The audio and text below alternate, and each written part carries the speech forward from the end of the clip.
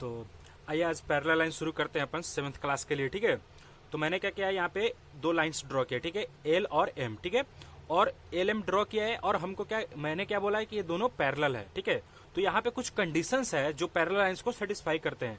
अगर वो दोनों जो दो कंडीशन है वो सेटिस्फाई करेंगे तभी जाकर के वो क्या होता है, पैरेलल लाइंस होते हैं। ठीक है, तो ये इंपॉर्टेंट नोट है, आप इसको ध्यान से सुनेंगे। ठीक है, मैंने यहाँ पे क्या लिखा है, two lines L and M said to be parallel.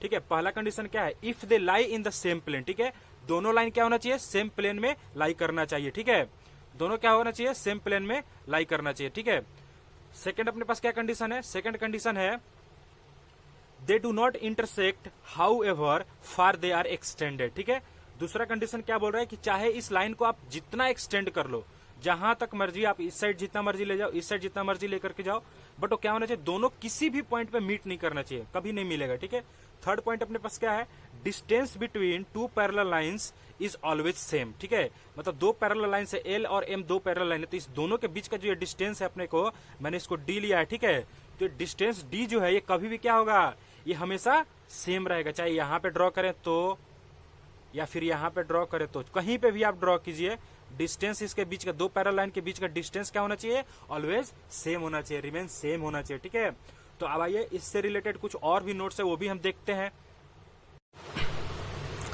तो देखिए मैंने यहाँ पे क्या किया है, दो पैरेलल लाइन ड्रॉ किया। ठीक है, एल और एम एक पैरेलल लाइन मैंने ड्रॉ किया है। ठीक है, और क्या है, एक टी जो एक लाइन है उसको इंटरसेक्ट कर रहा है। ठीक है, तो जो टी इंटरसेक्ट कर रहा है, तो अगर इस पॉइंट पे बात करें सिर्फ एल लाइन के लिए, तो यहाँ पे ये चार एंगल बना रहा है, एक एंगल, दो, तीन और ये चौथा एंगल।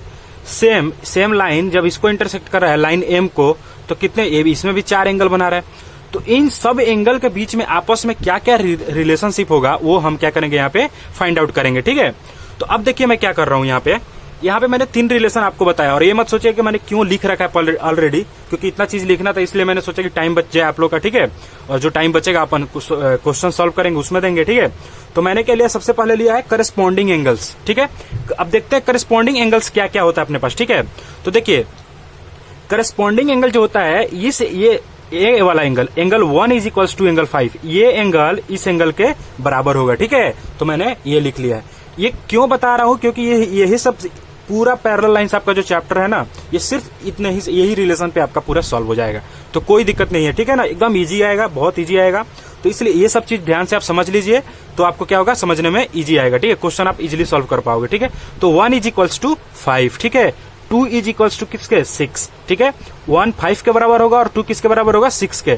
ठीक है, 3 किसके बराबर होगा, 7 के, और 4 किसके बराबर होगा, 8 के। ठीक है, तो इसको क्या बोलते हैं, जो मैंने अभी आपको रिलेशन बताया, 1 is equals to 5, 2 is equals to 6, 3 is equals to 7 और 4 इज इक्वल्स टू 8। ठीक है, ये आपका करस्पॉन्डिंग एंगल्स का रिलेशन हो गया। ठीक है, अब दूसरा देखते हैं अल्टरनेट इंटीरियर एंगल।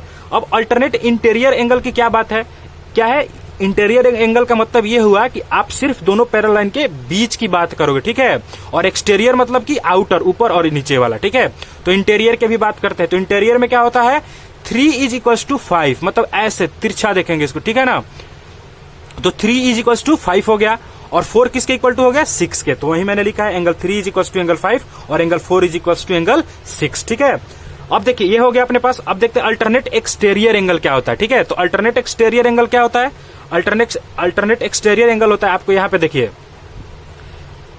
एंगल जो 1 है एक्सटीरियर में, अब देखना एक्सटीरियर, तो एंगल 1 इसके बराबर हो जाएगा और एंगल 2 किसके बराबर हो जाएगा, एंगल 8 के बराबर हो जाएगा। ठीक है, तो ये अल्टरनेट एक्सटीरियर भी हो गया। ठीक है।